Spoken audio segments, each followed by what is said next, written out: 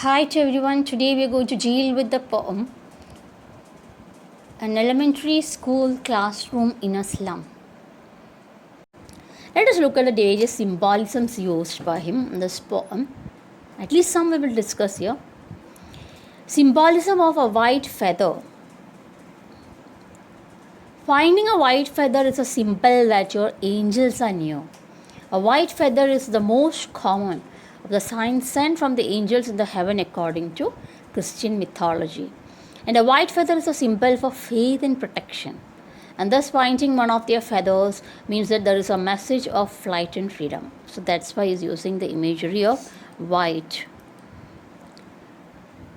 And now let us talk about the symbol of ships. Ships symbolize trade, commerce, and wealth. The Ark of Noah represents God's faithful floating to safety through the great flood. Ship is a symbol of church with the cross as its mast. It is a symbol of the origin that represents the completing of the great work. The sun will represent life, influence, and strength. He will symbolize energy, will bring clear and self. Self-respect should be improved here. So here we have a doubt whether Spenter, who is a believer of socialist ideology and Marxist ideology, does he really refer to the Noah's Ark, or does he just symbolize ships as a symbol of trade and commerce and wealth? Anyway, ships has been used by him to indicate wealth and commerce. Also, there is a representation of sun or symbolic representation of sun here in two parts of the poem. It's a symbol of origin that represents the completing of the great work of the building of the world. The sun will represent life, influence, and strength. He represents energy. According to Greek myth, each morning Apollo rides a golden flaming chariot across the sky, bringing daylight to the world. In this connection, let us put sun and the lead sky together, and there is a reference to the Greek myth. Sun is also a symbol of love. The sun always keeps us, the creatures of the earth, because if it gets too close, it will burn us and make us uncomfortable. And if it is too far away, we will also be cold. So the sun is enough to keep us from far closer when we need it, and stay away if we feel too hot. So love is not only a matter of near, but also of being away. So the last part, the reference of the sun, might be to show the symbolic representation of sun, in which sun is a symbol of love, and let the history be the language of sun or language of love. There's a reference of the green leaves. What can be the indication of green color? It's symbolic of prosperity, good fortune, abundance, and also of renewal and growth. So being a color of peace and harmony, it calms one's mind, body, and help us to spend more time in nature, allowing its calming effect to heal us. So healing color that gives healing energy to the heart. And that's why he's asking us to send the children into the nature where the green leaves open up books for them. It's a color of balance. It means learning, growth, renewal, and harmony. A light golden color, according to Britain, a light golden color usually means colored treacle producing the evaporation of cane sugar juice used to sweeten and flavor cakes, puddings, etc. So here, why should you use such a sand which is golden here? Is it a reference to the cane sugar juice? Or is it a reference to something which is used to sweeten the sands? Or does the golden sands really means valuable, precious sand? Or does it add to the color and the beauty of it? It's a question that we have to think about. It's left up to the readers. Now another symbol used here is squirrel's game. Fun outdoors to escape the dull classroom. And as I have already mentioned while explaining, the squirrel's game, in that they are using a tree room and not a tree house. So the classroom is considered to be a squirrel room. Is it so? No, it's the other room, tree room. So the squirrel's game, it's an escapism of the mind, defense mechanism.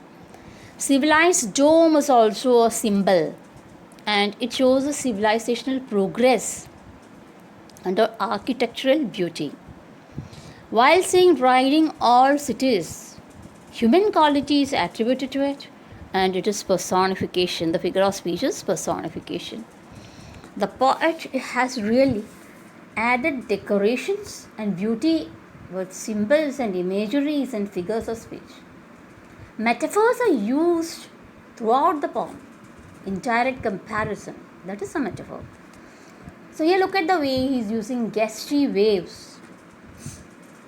The children are compared to gusty waves.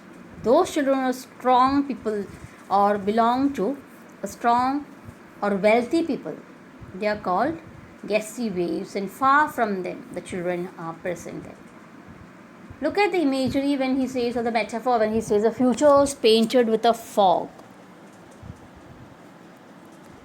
Here, the future is indirectly compared with fog. Sealed in with a lead sky. Sealed with a lead sky. The lead color can be mentioned here, or the sky is considered to be lead or grey, dull, or at the same time it can also be considered as having a lead color or a brownish reddish color of lead.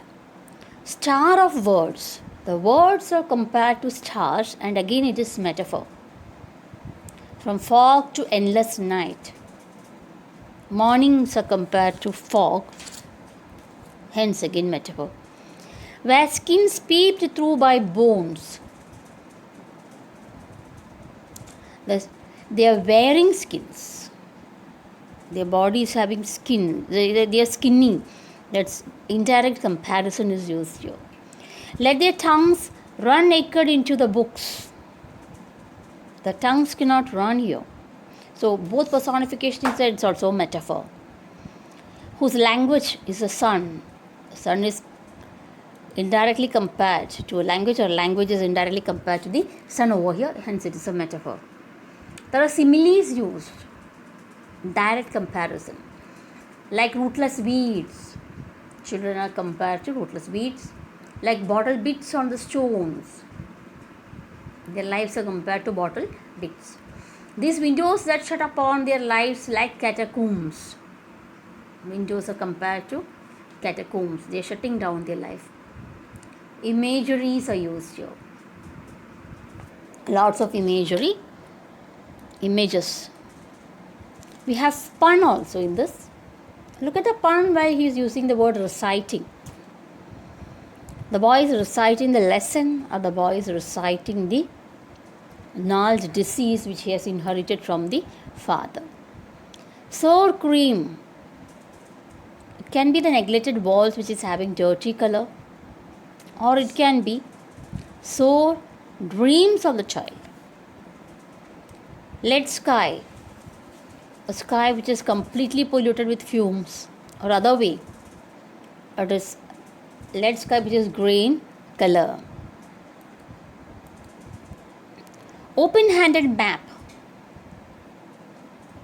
A map which is arbitrarily drawn by the people who are powerful. A map with slums as big as a dome. So it's up to us to decide. He is using pun over the words.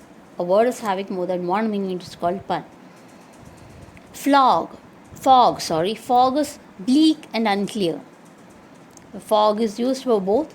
Fog is used as a morning, and also fog is used for unclear nature. Ships and sun. Ships denotes wealth, and sun here for energy and offerings is using the puns for that. Slag heaps. industrial waste. In one sense, in another way, their houses are slag heaps, waste. Windows, because one minute, slag heaps here, industrial waste means because the waste of the house or the slums are created because of the capitalistic or the industrialist people who are exploiting the poor.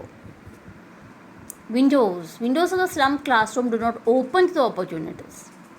They only show fog covered slums. So the windows are closing instead of opening.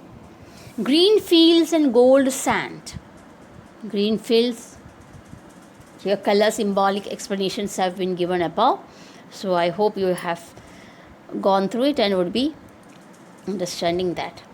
And now coming back to another important part. 2 times in the poem we can see the words repeatedly used: far, far. Far, far from the caves and star words, and also far, far from the gusty waves. Repetition is used to emphasize how far they are from the world. Break or open, break or break. Here, and 3 times he is using break to emphasize the necessity of breaking. Also, we can see alliteration in the particular line: futures painted with fog. I hope you would have got a picture regarding the way this poem is explained. I can give you some important questions too, which can be asked. Stanza wise, you can go to the questions. What are the children's spaces compared to? What has a boy inherited from his father? What is the speciality of the sweet and the young boy who is sitting behind? Where does the eyes of the sweet little boy live? What things are shown on the sour cream walls? Why are the walls sour and cream? What does the maps award to the children? What are their future painted with?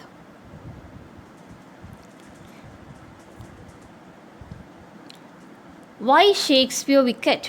Shakespeare is wicked because of their ignorance about them, and they have to learn about Shakespeare when they know nothing about. They do not have even food to eat.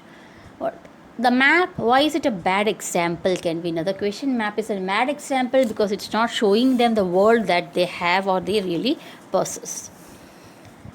What are the things which are tempting them to steal? And also explain the symbols of ships and sun and love. We have explained it in the last part of the slide. What are their body compared to? They wear skins peep through their bones, and it is compared to bottle bits on the stone. Maybe their spectacles are compared to bottle bits on the stone. It can be both the way around. What is blotting their maps?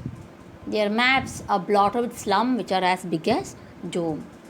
Unless governor, inspector and visitor, this map becomes a window. So the question can be so: what becomes their window? Maps become their window. When does a map not become a window? It doesn't become a window when governor, inspector and visitor turns up. Then there is a good expression given to them. What should be done for them to enjoy their life? They should break open the town. The children should be taken to the green fields, and they should run on the golden sands, and they should speak a language of the books that should be fair, that should be white, should be fair, and it should be natural. The green leaves should be the language, and the history should be made by the sun, which is also a representation of love. Thank you. Have a nice day ahead, and I hope you will again I'll be able to come back with another video explaining in some more simple language. Thank you. Have a nice time ahead.